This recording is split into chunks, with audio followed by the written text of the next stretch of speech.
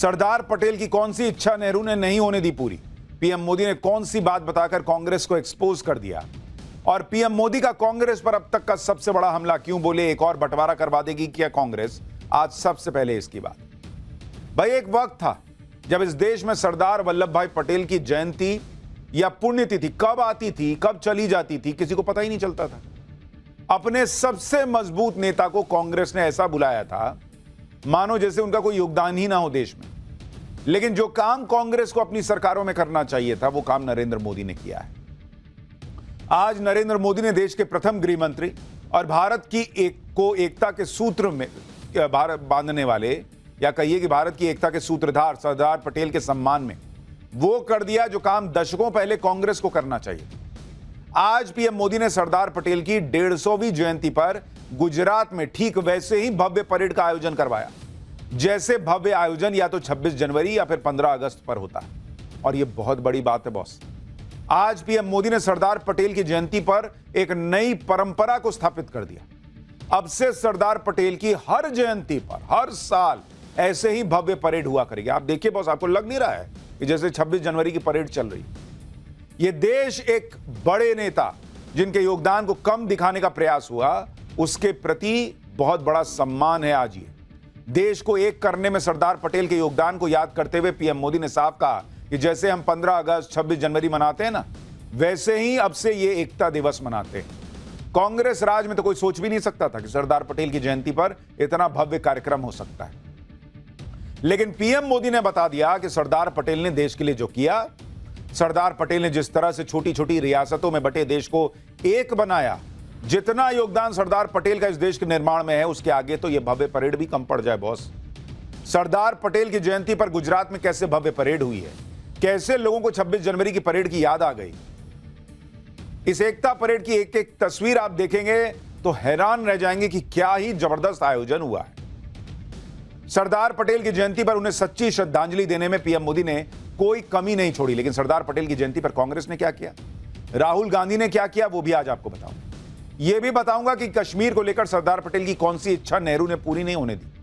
PM Modi ने आज क्यों कहा कि कांग्रेस एक और बंटवारा भी करवा देगी, यह सब आपको बताऊंगा। क्या सच में सरदार पटेल आरएसएस के खिलाफ थे, आरएसएस पे बैन लगाना चाहते थे? कांग्रेस के इन आरोपों में कितना दम है, इसके लिए इतिहास का चैप्टर भी खोलूंगा। लेकिन पहले सरदार पटेल की जयंती पर जो भव्य परेड हुई है, जिसकी चर्चा हर जगह है, उसकी एक झलक देखिए।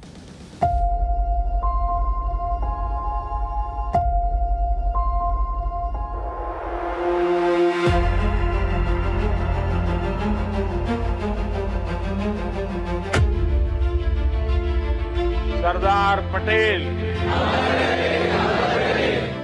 सरदार पटेल,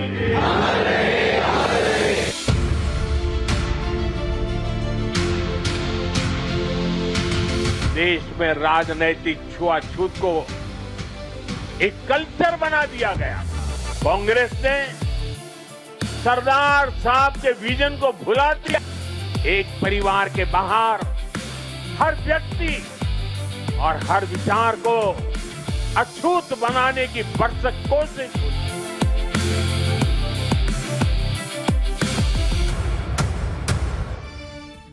सरदार पटेल की जयंती पर आज कैसे पीएम मोदी कांग्रेस से भिड़ गए, कैसे उन्होंने इतिहास के पन्ने पलटकर कांग्रेस की क्लास लगाई, आज ये सब लेकर आया हूं। लेकिन पहले देखिए कि आज सरदार पटेल की 150वीं जयंती पर गुजरात के एकता नगर में ठीक वैसी ही परेड कैसे हुई जो 26 जनवरी पर होती है। इस परेड में अलग अलग राज्यों के पुलिस के जवानों ने अपना दमखम दिखाया।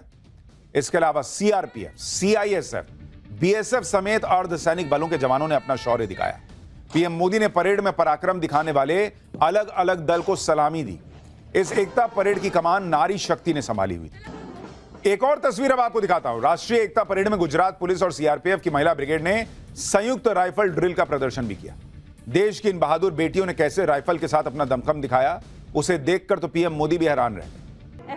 देख रहे हैं बॉस, ऐसा लग रहा है जैसे सच में 26 जनवरी की परेड चल रही है। इसके बाद सीआईएसएफ की महिला टुकड़ी ने भी अपना पराक्रम दिखाया।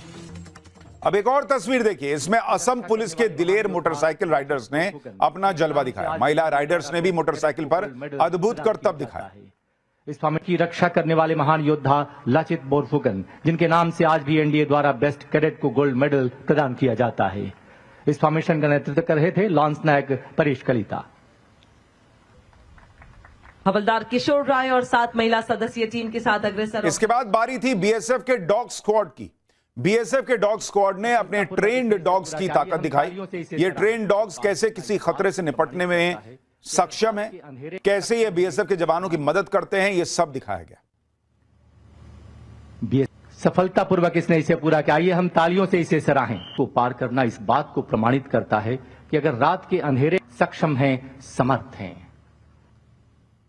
जैसे 26 जनवरी की परेड में अलग अलग राज्यों की झांकियां निकाली जाती हैं, इस भव्य परेड के खत्म होने के बाद पीएम मोदी परेड में शामिल लोगों के बीच पहुंच गए। पीएम मोदी को अपने पास देखकर लोगों ने मोदी मोदी के नारे लगाने शुरू किए। कोई जय श्री राम का नारा भी लगाने लगा। भारत माता की जय के नारे गूंजने लगे।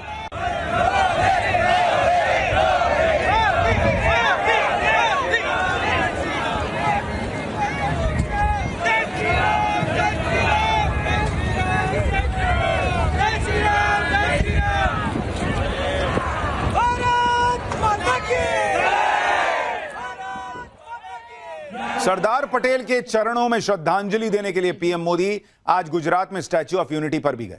सरदार पटेल के चरणों में पुष्प और जल अर्पित किया। इसके पहले कल पीएम मोदी सरदार पटेल के परिवार वालों से भी मिले थे। यह उसकी तस्वीर है जब उन्होंने परिवार वालों से मुलाकात की। हालांकि आप देखिए, कमाल की बात, नेहरू परिवार के बारे में तो सबको पता है, लेकिन क्या आपको सरदार पटेल के परिवार के बारे में पता था? सोचिए, कभी बताया गया है? नेहरू परिवार में प्रियंका वाड्रा के बच्चों तक के बारे में देश को पता है, लेकिन सरदार पटेल का परिवार क्या करता है, कौन है, इस देश को पता ही नहीं है। यह इस देश में हुआ है। सरदार पटेल के परिवार में उनकी बेटी मणिबेन पटेल सांसद थी। वो आजीवन अविवाहित रहीं और पूरा जीवन देश और समाज को समर्पित किया। सरदार पटेल के बेटे दया भाई पटेल भी राजनीति में सक्रिय थे। बीएमसी में सदस्य थे और 18 साल तक सदस्य रहे। लेकिन इसके बाद सरदार पटेल के परिवार के लोग राजनीति की चकाचौंध से दूर रहे और अब कोई भी परिवार का सदस्य राजनीति में नहीं है। सरदार पटेल के पोते पोतियां और उनके वंशज सरदार पटेल की इतनी बड़ी विरासत के बाद भी कभी उसका लाभ लेने नहीं आए और सामान्य जीवन ही जीते रहे। सरदार पटेल के परिवार के लोगों से आज पीएम मोदी मिले तो उन्हें भी इस बात की खुशी हुई कि सरदार पटेल के लिए जिस तरह से पीएम मोदी ने भव्य आयोजन करवाया वो पहले कभी नहीं हुआ। लेकिन आप देखिए कि एक तरफ पीएम मोदी ने कांग्रेस के वरिष्ठ नेता और देश के पहले गृह मंत्री सरदार पटेल के सम्मान में कोई कमी नहीं रखी। दूसरी तरफ कांग्रेस जो है उसने अपने इस महान नेता को कैसे याद किया वो भी आपको बताता हूं। कांग्रेस अध्यक्ष मल्लिकार्जुन खड़गे, सोनिया गांधी और राहुल गांधी संसद भवन में सेंट्रल हॉल गए। सेंट्रल हॉल में जाकर सरदार पटेल को श्रद्धांजलि दी। इसके अलावा नेता विपक्ष राहुल गांधी ने सोशल मीडिया पोस्ट में सरदार पटेल को श्रद्धांजलि दी। आप सोचिए, कांग्रेस के इस आइकॉन को, जिन्होंने बंटवारे के वक्त देश को एक किया, 550 से ज्यादा रियासतों को भारत में मिलाने का असंभव काम करके दिखाया, उन लौह पुरुष को कांग्रेस नेताओं ने ऐसे याद किया जैसे कोई खाना पूर्ति कर दी गई। क्योंकि ये बात तो किसी से छिपी नहीं कि कैसे दशकों तक सरदार पटेल के योगदान की अनदेखी होती रही। अब मोदी कर रहे हैं तो सबको करना है, तो भाई गए फूल चढ़ा दिए। यही आरोप आज पीएम मोदी ने कांग्रेस पर लगाया। पीएम मोदी ने कहा कि कांग्रेस ने महापुरुषों की लेगेसी को अनदेखा किया और इस राजनीतिक छुआछूत को एक कल्चर बना के छोड़ दिया। सुनिए पीएम मोदी को, फिर बताऊंगा कि कैसे कांग्रेस ने गांधी परिवार को हमेशा आगे रखा लेकिन सरदार पटेल और बाबा साहब अंबेडकर की अनदेखी की। देश में राजनीतिक छुआछूत को एक कल्चर बना दिया गया था। हम सभी को पता है, कांग्रेस सरकारों में सरदार पटेल और उनकी लेगेसी के साथ क्या क्या हुआ है। इन लोगों ने बाबा साहब आंबेडकर के साथ जीते जी और उनके जाने के बाद भी क्या किया, नेताजी सुभाष चंद्र के साथ क्या किया, डॉक्टर लोहिया और जयप्रकाश नारायण जैसे लोगों के साथ भी कांग्रेस ने यही किया। भाई सरदार पटेल हो या बाबा साहब अंबेडकर, कांग्रेस ने इन महापुरुषों के योगदान की कैसे अनदेखी की उसका उदाहरण आपको दिखाता हूं। जवाहरलाल नेहरू 1955 में भारत रत्न इनको मिल गया था। निधन 1964 में हुआ। जीते जी ही इनको सम्मान मिल गया भारत रत्न का। इंदिरा गांधी 1971 में इनको भारत रत्न मिला। निधन 1984 में हुआ, यानी इनको भी जीते जी भारत रत्न मिल गया। राजीव गांधी 21 मई 1991 को निधन हुआ। जुलाई में 1991 में ही भारत रत्न मिला। निधन के 2 महीने में भारत रत्न मिल गया। और सरदार पटेल 1950 में निधन हुआ, भारत रत्न 1991 में निधन के 41 साल बाद मिला।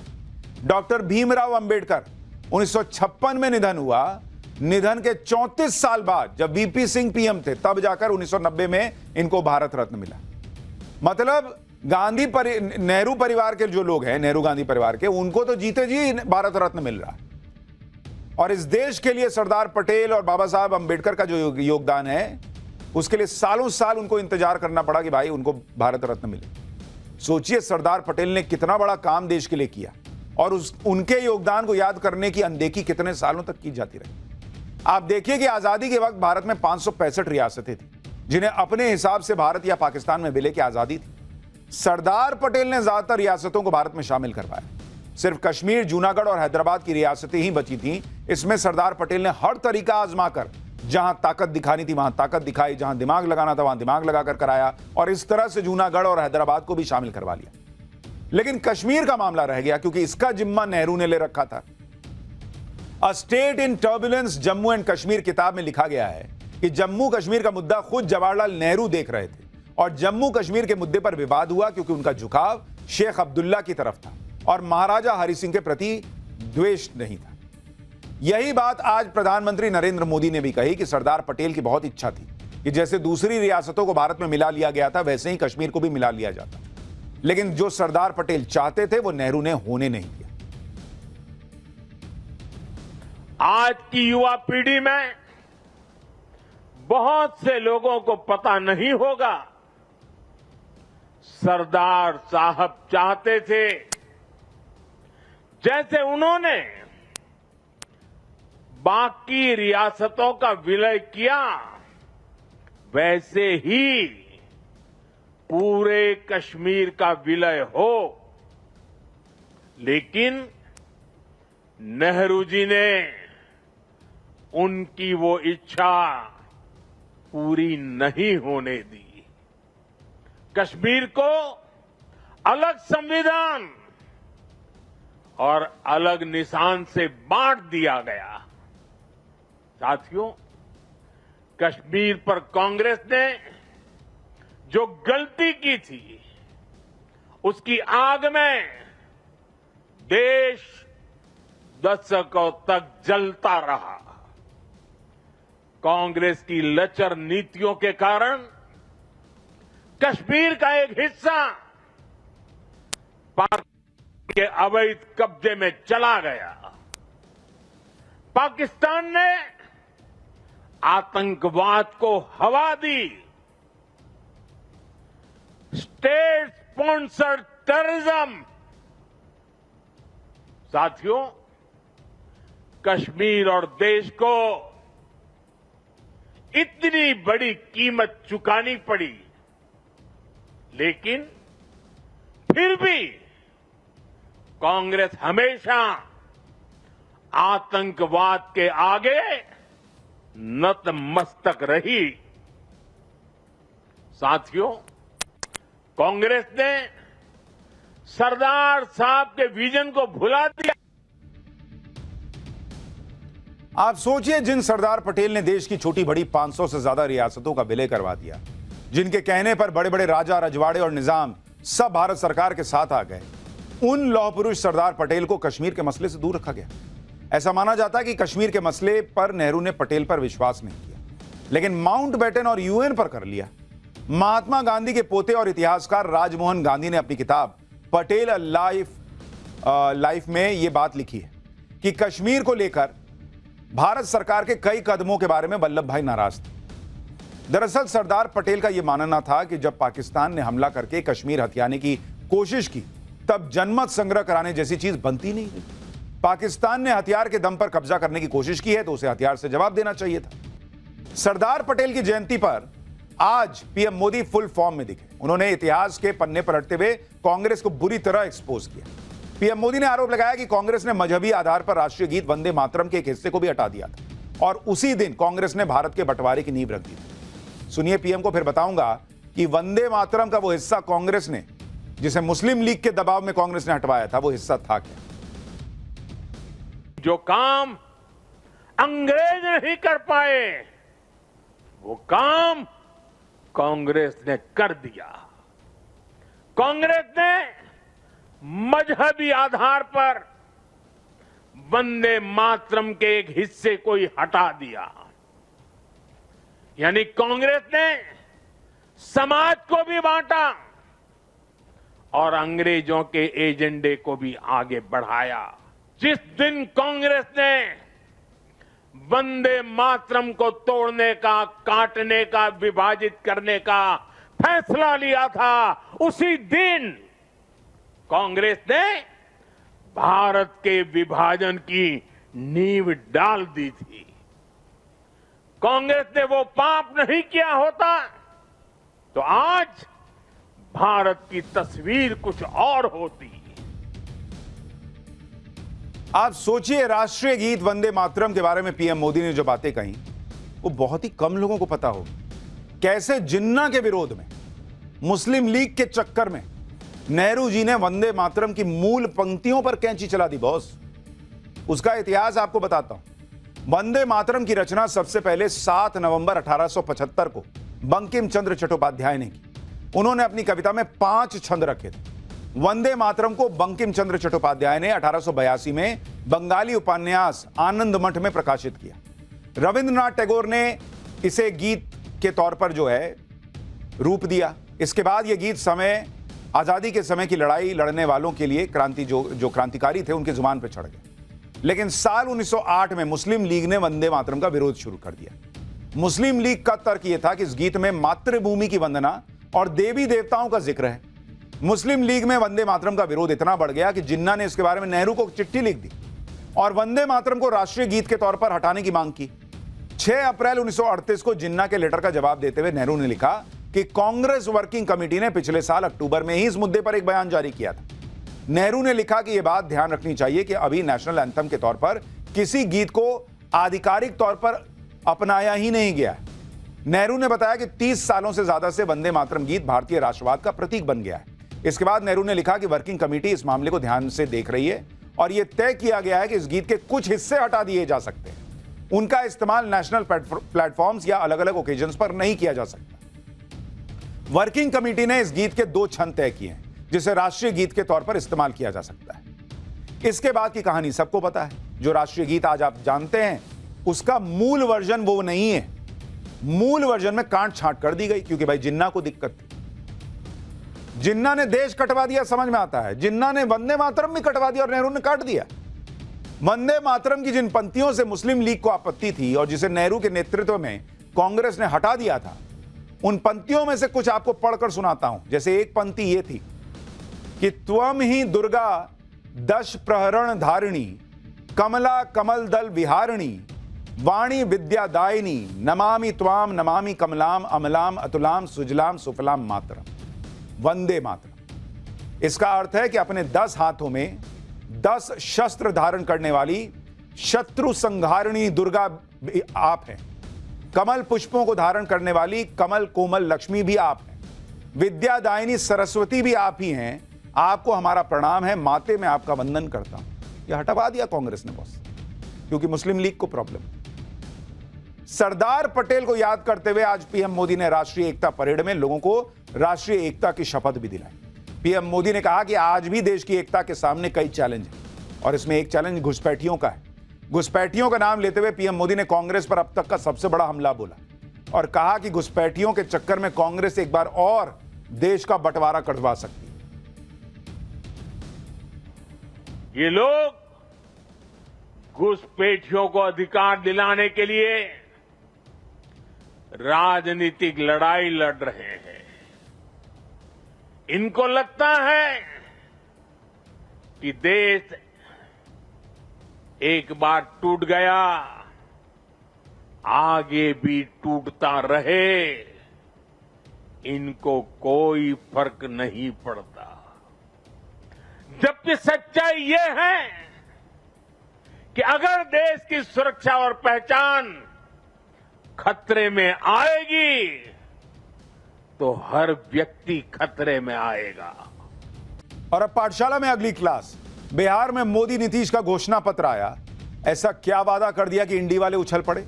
तेजस्वी की 2.5 करोड़ सरकारी नौकरी वर्सेस मोदी नीतीश की 1 करोड़ नौकरी और रोजगार। पब्लिक को किस पे भरोसा, अब इसका चैप्टर। बिहार में चुनाव की लड़ाई अब सीधे उन वादों पर आ गई है जो जनता से किए जा रहे हैं। इंडी गठबंधन ने बड़े बड़े वादे करके माहौल बनाया था। अब नरेंद्र मोदी और नीतीश कुमार ने भी बिहार में अपना घोषणा पत्र सामने रख दिया। आज पटना में नरेंद्र मोदी और नीतीश कुमार की टीम ने एनडीए का मैनिफेस्टो जारी किया। इसमें पूरा एनडीए गठबंधन मौजूद था। पूरी तरह से एकजुटता दिखाई गई कि बिहार के लिए पूरा एनडीए एकजुट है। लेकिन नरेंद्र मोदी नीतीश कुमार के इस घोषणा पत्र में क्या क्या है, बिहार के लिए मोदी नीतीश ने क्या वादे किए कि इंडी वाले उछल पड़े। लालू राहुल तेजस्वी ने 2.5 करोड़ सरकारी नौकरी का वादा किया था, उसके जवाब में मोदी नीतीश ने क्या वादे किए हैं। सरकारी नौकरी के मुद्दे से युवा वोटर को साधने की बात हो, या फिर महिलाओं के खाते में पैसा डालकर महिला वोटर अपने पाले में करने की बात हो, या फिर किसानों की बात, या फिर अति पिछड़ा वर्ग के लिए नए वादों की बात। नए वादों के मामले में कौन किस पर भारी पड़ा है, आज आपको दिखाऊंगा। साथ ही यह भी बात होगी कि बिहार में वादों की इस जंग के बीच एक और जंग कैसे चल रही है। लेकिन पहले बिहार के लिए वादों पर मचे जबरदस्त घमासान का एक ट्रेलर देखिए।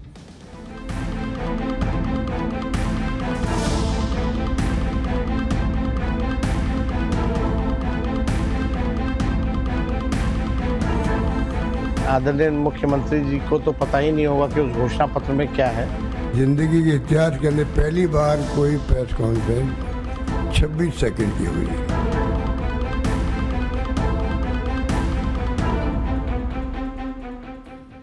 बिहार में सबसे बड़ी चुनावी लड़ाई सरकारी नौकरी के मुद्दे पर हो रही है। लालू राहुल तेजस्वी के इंडी गठबंधन ने इस मुद्दे पर बड़े बड़े वादे कर दिए।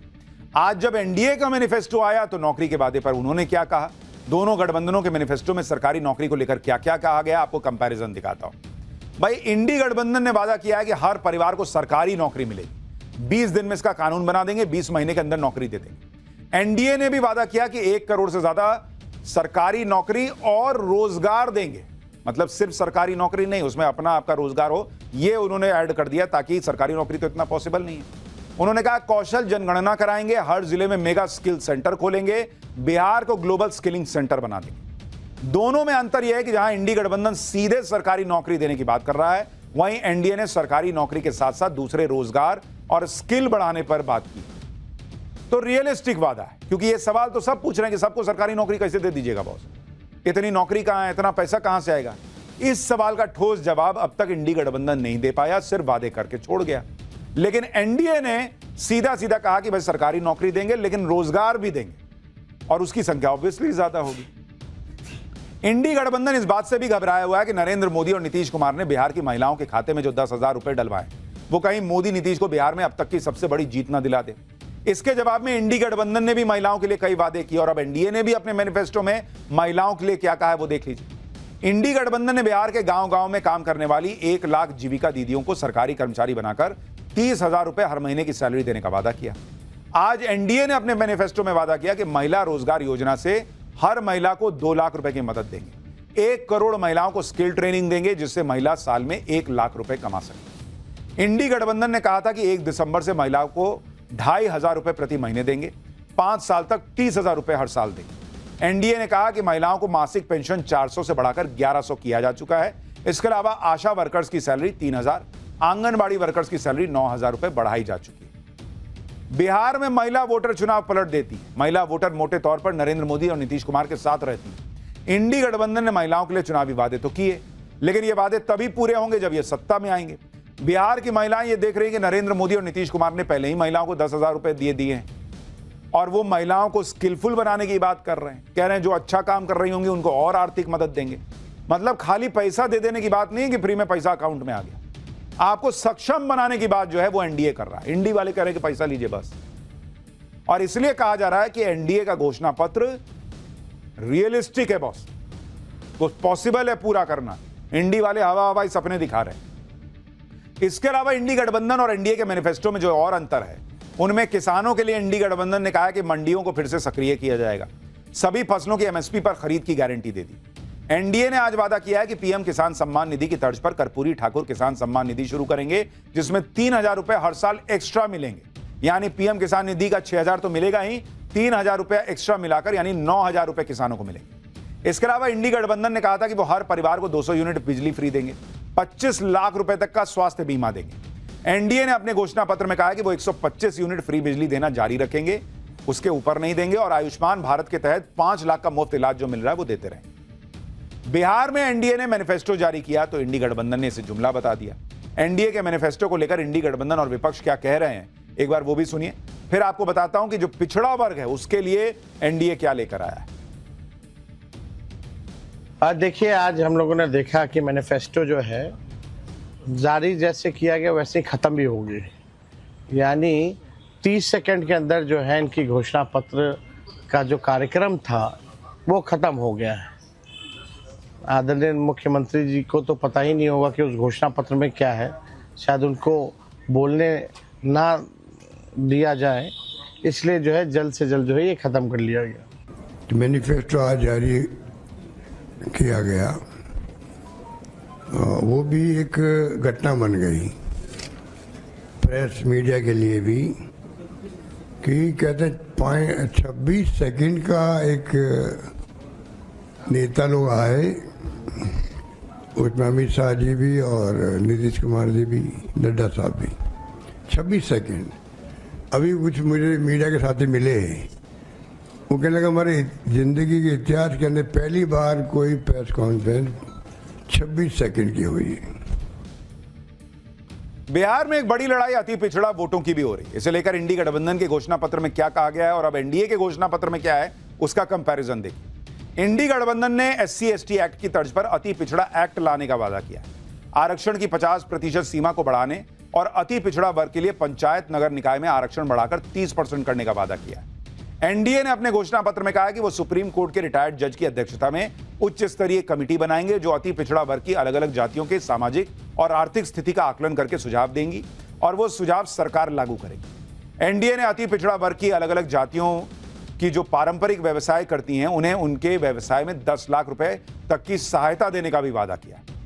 अति पिछड़ा वोट नरेंद्र मोदी और नीतीश कुमार के साथ रहा है, लेकिन बिहार में इस बार अति पिछड़ा वोटों पर इंडी गठबंधन खेल करना चाह रहा है, इसलिए बड़ी लड़ाई अति पिछड़ा वोटों को लेकर हो रही है। बिहार की चुनावी राजनीति में मोस्ट बैकवर्ड यानी ईबीसी सबसे अहम फैक्टर है।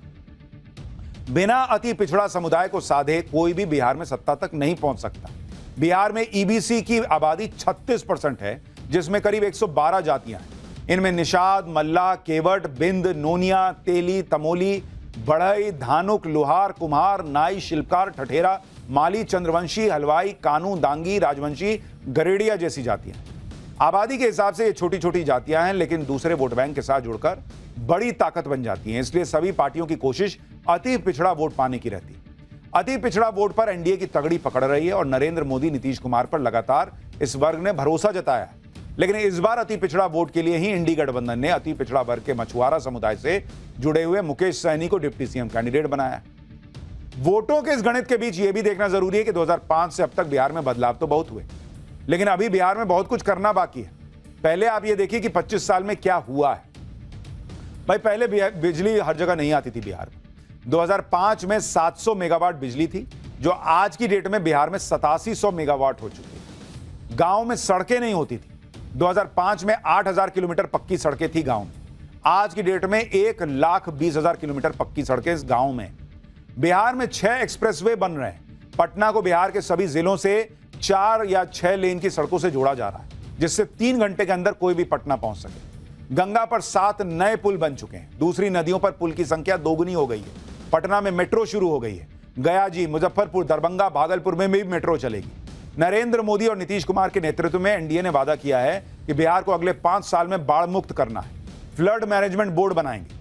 2030 तक सभी जिलों में पाइप्ड नेचुरल गैस का नेटवर्क बिछाने का प्लान है, जिससे हर परिवार को आसान और सस्ता रसोई गैस कनेक्शन मिल सके। एनडीए का यह भी वादा है कि बिहार में केंद्र के सहयोग से Delhi, Patna, Kolkata bullet train corridor भी बनाया जाएगा।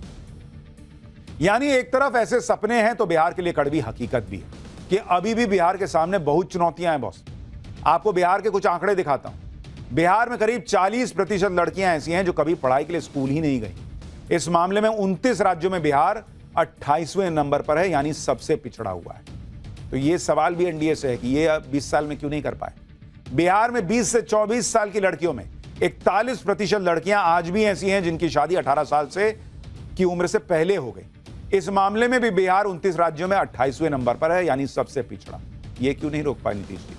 ह्यूमन डेवलपमेंट इंडेक्स में बिहार 27वें नंबर पर है, यानी सबसे नीचे। क्लास 9 से 10 के बीच ड्रॉप आउट रेट बिहार में 20% है, जो देश के 29 राज्यों में 27वें नंबर पर है, यानी यहां भी बिहार सबसे पिछड़ा है। हायर एजुकेशन में एनरोलमेंट का आंकड़ा बिहार में सिर्फ 17% है, जो देश के 29 राज्यों में 28वां नंबर है, यानी सबसे पिछड़ा।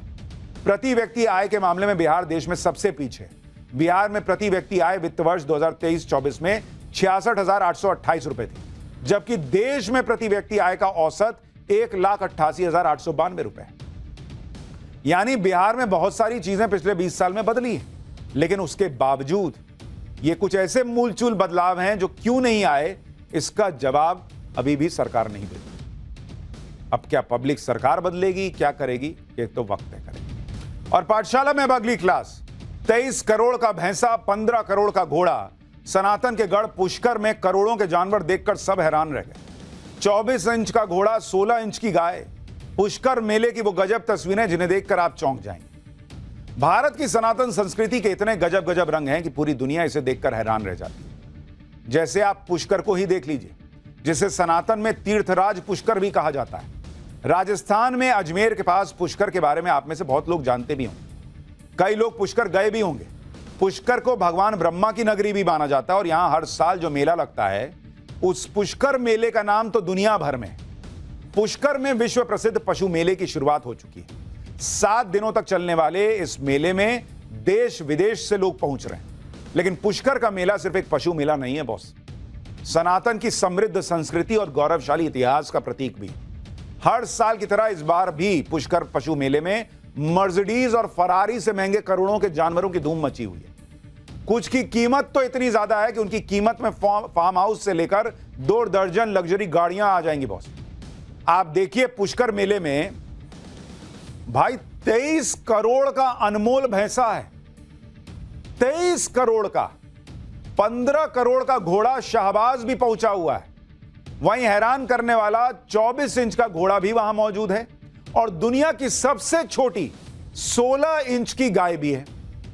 आज पाठशाला में पुष्कर मेले में शो स्टॉपर बने करोड़ों के भैंसों से लेकर घोड़ों तक सबके बारे में आपको बताऊंगा कि भाई 25 करोड़ 23 करोड़ का भैंसा क्यों बिक रहा है, 15 करोड़ का घोड़ा क्यों है भाई, कि 16 इंच की गाय कहां से आ गई। पुष्कर से जुड़े सनातन के इतिहास का चैप्टर भी आपको दिखाऊंगा। पुष्कर मेले में सबसे ज्यादा चर्चा अनमोल नाम के भैंसे की हो रही।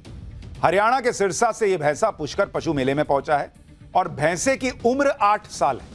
भैंसे के मालिक का दावा है कि 8 साल का अनमोल ब्रीडिंग के जरिए अब तक 150 भैंसे इसके जरिए तैयार हो चुकी है। भैंसे के मालिक का कहना है कि पिछले बार के मेले में ही उनके इस भैंसे के लिए 23 करोड़ रुपए तक की बोली लग चुकी थी, लेकिन वो इसे बेचने के इरादे से नहीं लाए हैं। उनका मकसद मुर्रा नस्ल के इस भैंसे की ब्रीडिंग को बढ़ावा देना है, जिससे होने वाली भैंस कम से कम 25 किलो दूध तो एक बार में देती ही देती। इस 23 करोड़ के भैंसे पर लोग कमेंट कर रहे हैं कि इसकी कीमत में तो 2 दर्जन लग्जरी गाड़ी आ जाएगी बॉस। 23 करोड़ के इस भैंसे को पालना भी हर किसी के बूते की बात नहीं है। इस भैंसे का वजन 1500 किलो है। भैंसे की डाइट में उसे दूध, देसी घी और सूखे मेवे मिलते हैं। हर रोज भैंसे को 250 ग्राम बादाम, 4 किलो अनार, 30 केले, 5 लीटर दूध और 20 अंडे खिलाए जाते हैं। इसके अलावा मक्के, फली और हरा चारा भी इसको खिलाया जाता है। उसकी रोजाना देखभाल पर करीब 1500 रुपए यानी हर महीने 45,000 रुपए का खर्चा आता है सिर्फ खिलाने पिलाने। भैंसे के मालिक का दावा है कि ब्रीडिंग के जरिए उनका अनमोल हर महीने 8 लाख रुपए कमा लेता है, इसलिए उसकी देखरेख के लिए 2 लोग हमेशा उसके साथ रहते हैं, जिसकी उन्हें अलग से सैलरी दी जाती है। तो 23 करोड़ का भैंसा है बॉस, तो उसका हिसाब किताब भी थोड़ा वैसे ही रखना पड़ेगा ना। पुष्कर मेले में एक से बढ़कर एक ब्रीड के घोड़े भी सुर्खियां बटोर रहा है। पाकिस्तान के पीएम शहबाज शरीफ ने भले ही दुनिया भर में कटोरा लेकर घूमने वाली इमेज बना ली, लेकिन पुष्कर मेले में पहुंचा शाहबाज सबका लाडला बना हुआ है। चंडीगढ़ से पहुंचा शाहबाज एक मारवाड़ी नस्ल का घोड़ा है, जिसे देखने के लिए जबरदस्त भीड़ उमड़ रही। काले चमकदार रंग के रॉयल चाल और शाही अदाओं के चलते इस घोड़े को दूसरे घोड़ों से बिल्कुल अलग देखा जा रहा है। लोग इसे भारत का सबसे हैंडसम घोड़ा और घोड़ों के राजा जैसा नाम दे रहे हैं। शहबाज की कीमत 15 करोड़ रुपए रखी गई है। घोड़े के मालिक का दावा है कि अब तक उन्हें शहबाज के लिए 9 करोड़ का ऑफर मिल भी चुका है। 2.5 साल का यह घोड़ा अब तक कई रेस जीतकर अपना लोहा मनवा चुका है। इस घोड़े की ऊंचाई 65.5 इंच यानी करीब 5.5 फीट के करीब है। पशु मेले में बादल नाम का एक घोड़ा भी पहुंचा हुआ है जिसकी कीमत करीब 11 करोड़ रुपए। ये देखिए बादल। घोड़े के मालिक का दावा है कि बादल अब तक 300 घोड़ों का पिता बन चुका है और इसकी उम्र 5 साल है। बादल तीसरी बार पुष्कर के मेले में पहुंचा हुआ है।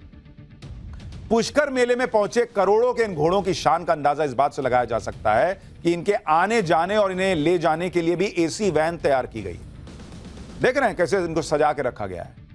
एक तरफ पुष्कर मेले में करोड़ों के घोड़े सुर्खियां बटोर रहे हैं, भैंसे सुर्खियां बटोर रहे हैं। दूसरी तरफ दुनिया की सबसे छोटी नस्ल के घोड़े भी सबको हैरान कर रहे हैं। ये देखिए, इन घोड़ों की ऊंचाई सिर्फ 24 से 30 इंच है। इन घोड़ों के देखने के लिए भी लोगों की भीड़ जुट रही है। हालांकि ये घोड़े बिक्री के लिए नहीं है, सिर्फ प्रदर्शनी के लिए लाए गए हैं। ये घोड़े शेटलैंड पोनी नस्ल के हैं जो स्कॉटलैंड के उत्तर में मौजूद शेटलैंड द्वीप में एक नस्ल है। इन घोड़ों का वजन 200 किलो तक पहुंच सकता है। 10 साल से कम उम्र के बच्चे इन पर सवारी भी कर सकते हैं। पुष्कर मेले में 16 इंच की गाय की भी खूब चर्चा हो रही है। मेले में पुंगनूर, बिदूर और मिनी माउस जैसी छोटी नस्ल की गाय पहुंची जिनकी ऊंचाई महज 16 इंच से लेकर 34 इंच है। इन गायों की ऊंचाई भले ही कम हो लेकिन इनकी मासूमियत और खूबसूरती सबका दिल जीत रही है। देखिए, पुष्कर मेले में जानवरों के लिए डांस के कंपटीशन भी रखे गए। इस घोड़ी को देखिए, इसका नाम काजल है जो ढोल नगाड़ों की थाप पर डांस करती नजर आ रही है। काजल के मालिक का दावा है कि उन्हें अब तक इस घोड़ी के लिए 1 करोड़ रुपए का ऑफर मिल चुका है। घोड़ी ही नहीं, डांस करने वाला ऊंट भी पुष्कर मेले में छाया हुआ है। यह ऊंट मुंह में जलती हुई मशाल लेकर खाट के ऊपर चढ़कर डांस का हुनर दिखा रहा है। ये देखिए, एक से एक चीजें हैं बॉस।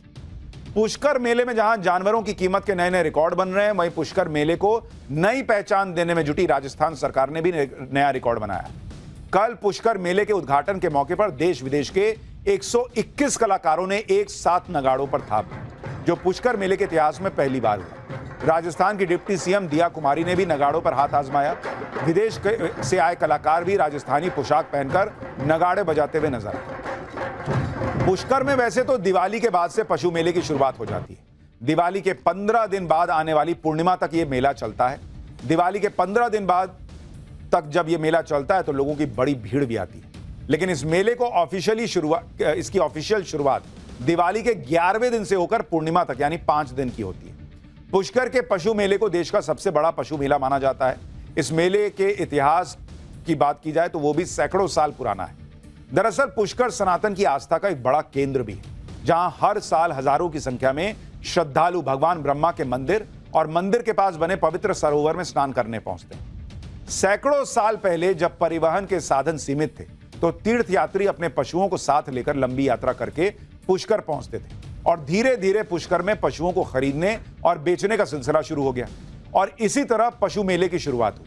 ऐतिहासिक दस्तावेजों में मुगल शासक जहांगीर भी 3 पुष्कर यात्राओं का उसका उल्लेख मिलता है जो साल 1605 से 1615 के बीच हुई। इस दौर में पुष्कर के पशु मेले का विस्तार मिला और पुष्कर में पशु मेले की औपचारिक शुरुआत ब्रिटिश शासनकाल में हुई।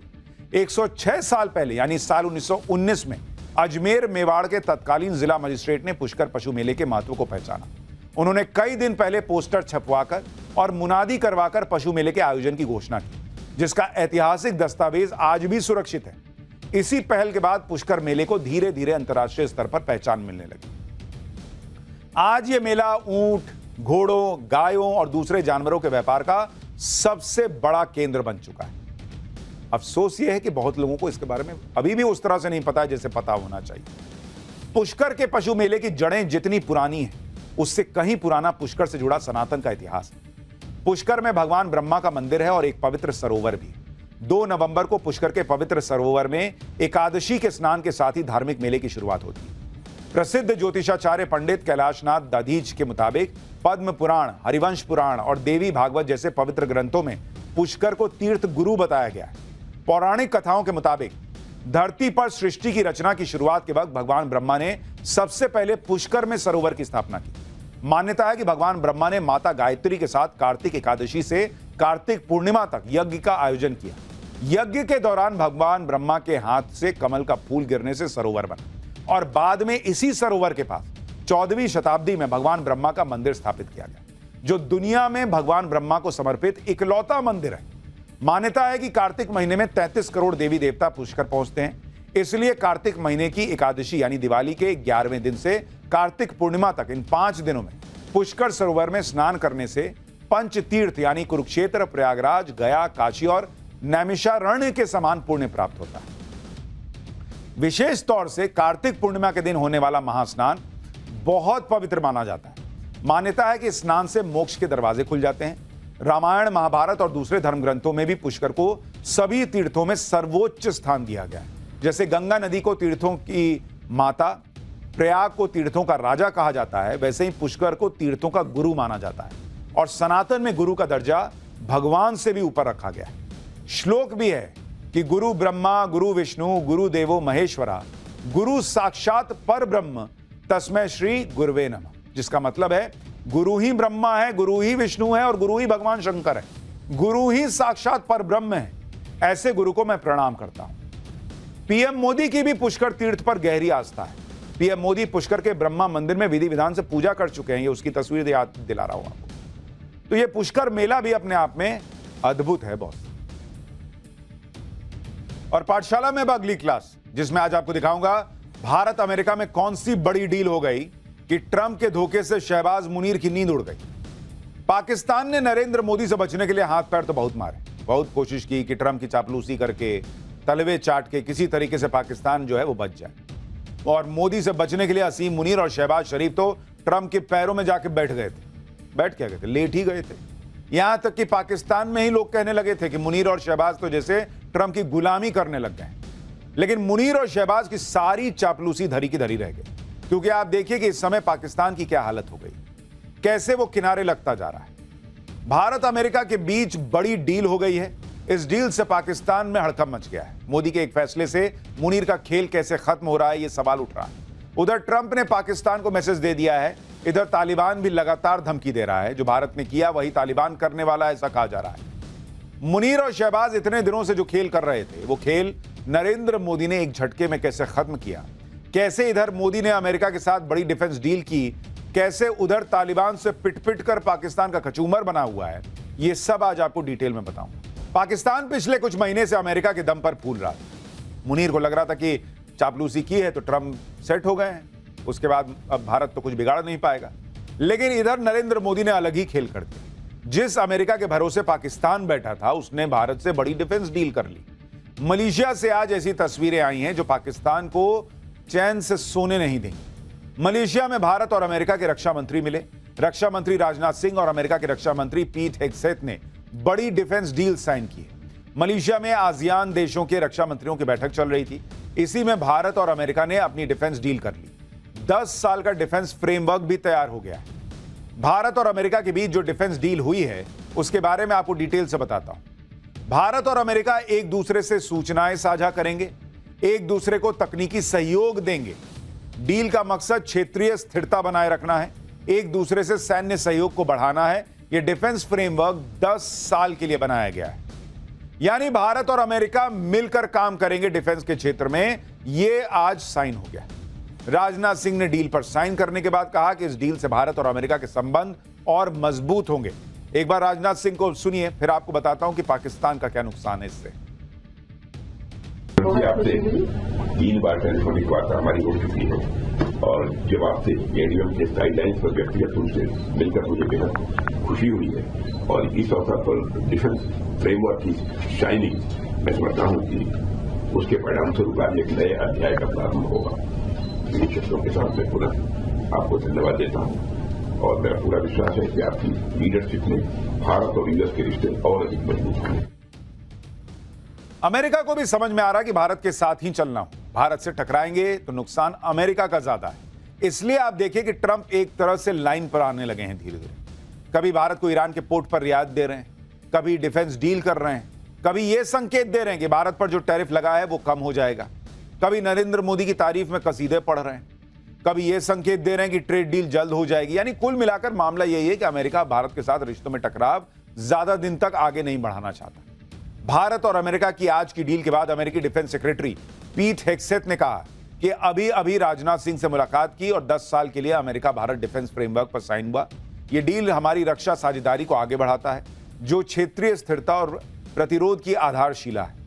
हम अपने समन्वय, सूचना साझाकरण और तकनीकी सहयोग को बढ़ा रहे हैं। हमारे रक्षा संबंध पहले कभी इतने मजबूत नहीं रहे। यानी भारत और अमेरिका के संबंध एक बार फिर से नॉर्मल होने की राह पर दिख रहे हैं और यह पाकिस्तान के लिए बुरे सपने से कम नहीं है बॉस। अमेरिका पहले ही यह बात कह चुका है कि पाकिस्तान से रिश्ते भारत की कीमत पर नहीं होंगे, क्योंकि भारत गहरा दोस्त है और रणनीतिक साझेदार है।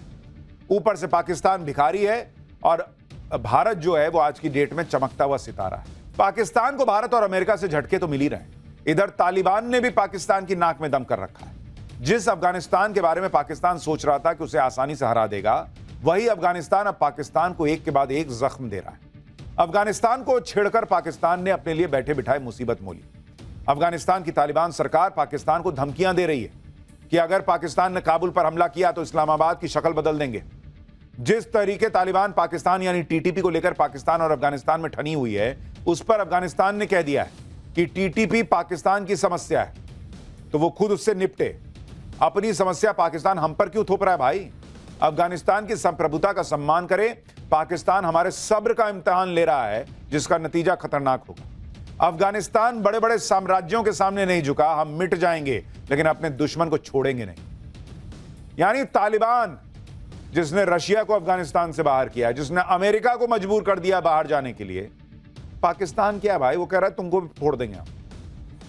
अफगानिस्तान पूरा मन बना रहा है कि अगर पाकिस्तान ने फिर से गलती की तो अंजाम पाकिस्तान को भुगतना पड़ेगा। हम बर्बाद होंगे तो होंगे, देखा जाएगा, लेकिन पाकिस्तान को तो फोड़ देंगे। इसी बात से पाकिस्तानी पब्लिक में पैनिक फैल गया है।